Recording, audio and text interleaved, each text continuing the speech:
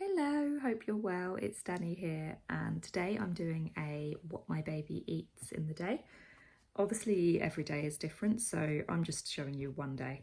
And she's 8 months at the moment, just turned, so I haven't got any like specific kind of rules to what we do every day. It changes. I just try to make sure as much of it as possible is homemade. So some days she's having 2 meals, some days she's having 3. I'd say most of the time it's 2. I mean, with the making and the tidying up, that already feels like quite a lot.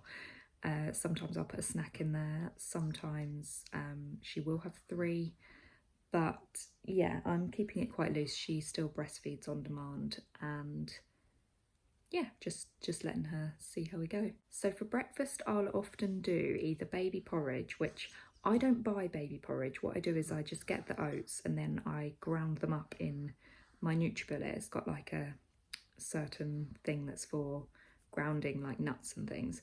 So I'll do that with the oats and then it creates the powder, and then I just keep a load of that powder. So yeah, I'll do baby porridge with that, or I'll do baby pancakes.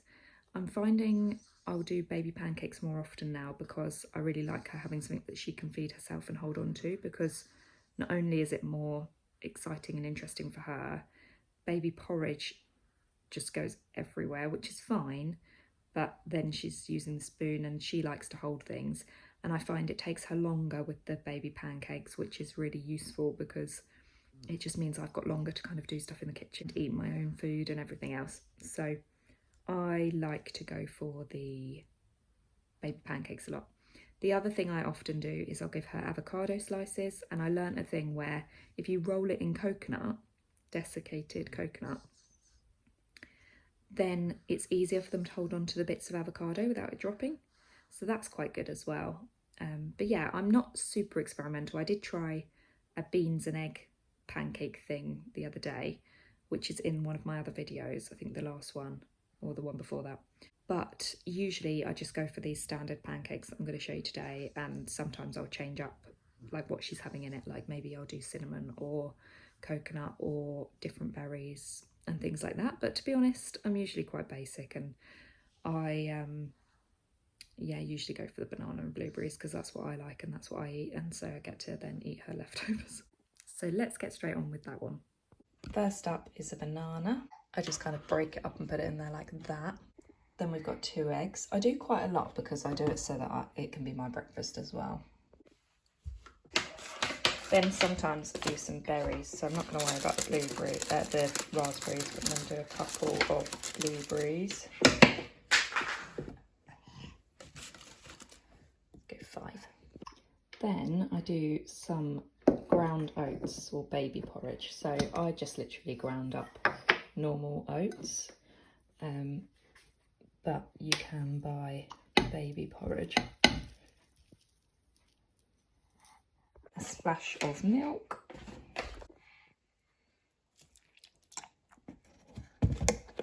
And then I also really like to put some coconut in.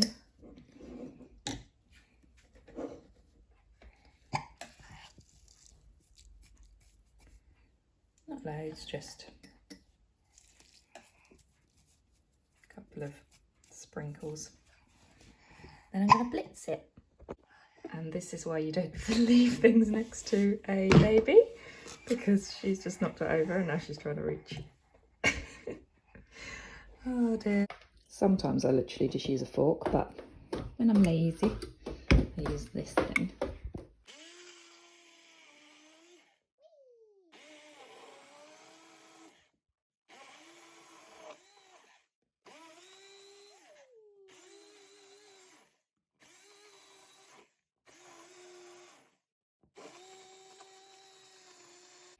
And I literally just chuck it all in the pan and wait for it to cook. So then what I'll often do is I'll prepare her lunch or dinner at the same time whilst she's eating her breakfast or whilst the breakfast is cooking.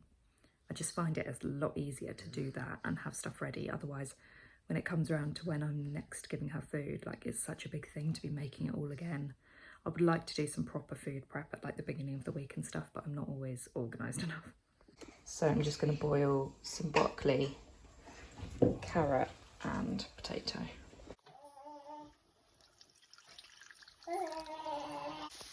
I always cut it in half to turn it because it just makes it a bit easier. I used to make these smaller, but with her there's no time, so it's easier for me to just chuck the whole mix in and just do a really big one and then cut it into the slices.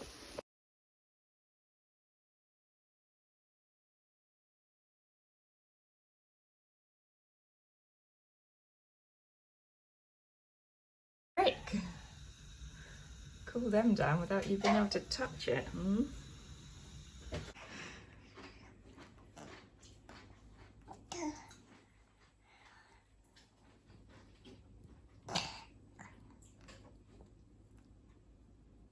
You'll see here I like to give her just 1 or 2 pieces at once, just so that it's not too overwhelming. Otherwise I find that she just kind of starts moving it all around and doesn't actually eat it and concentrate as much. So I'll leave some on here and just kind of give them to her as the rest disappears. So that was her breakfast. And then I haven't got video of it, but I always give her her beaker of water and just let her, I kind of offer it quite often throughout a meal. And I have to kind of leave it on the side because she only likes to do it herself now. But I know that she can get water out, so that's fine. So yeah, let's move straight on to her second meal of the day. I'm so proud of it. This was actually the first time that I gave her full carrot and broccoli pieces. I gave her this much at first, but then I actually took half of it away and put it in a little pot for the next day. The mash is literally just mash and a little bit of our alternative milk just to make it really sloshy and creamy, and yeah, that went down a treat. She actually really loved having the carrot and broccoli, and what I did was I boiled it for ages and then I literally left it to simmer for like an hour because I was just so worried about making sure it was really mushy, because I get really nervous when it comes to that sort of thing.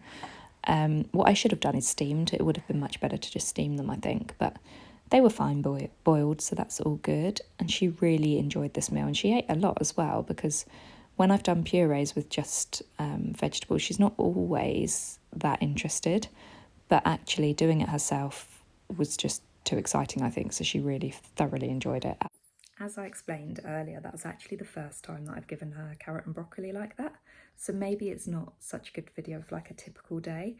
Usually her afternoon meal will be something that we're having either for dinner or that we had last night. So it's often like we've done kind of casserole things, and then sometimes I'll blend it up so it turns more into like a soup. If it was chicken, it's like a chicken soup, or vegetable curry. If we've had curry, whether it's been Thai or Indian, we make our curries at home with loads of different veg and stuff anyway, or beans, veg, sometimes meat, and then I use like a paste and coconut milk rather than like a jar of sauce. It's still a paste though, so it's not like we do that bit fully like homemade. Want to learn to, it's just, yeah, another thing on my list. But love a curry like that anyway, so she really enjoys that. She enjoyed chili con carne when we did that.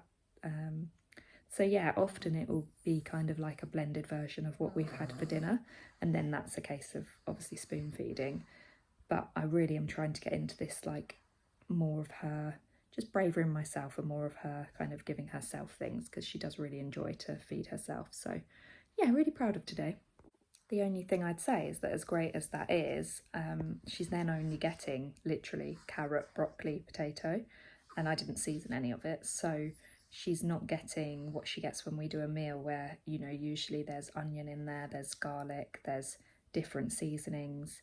And obviously our gut microbiome, like the best thing is to have as many different things as possible. So what I like about her having blended dinners is that our dinners, especially when it's like a curry or, yeah, a chili or a casserole, is that they're filled with, like, we put a lot of different veg in, and I like the fact that she's getting all that different stuff.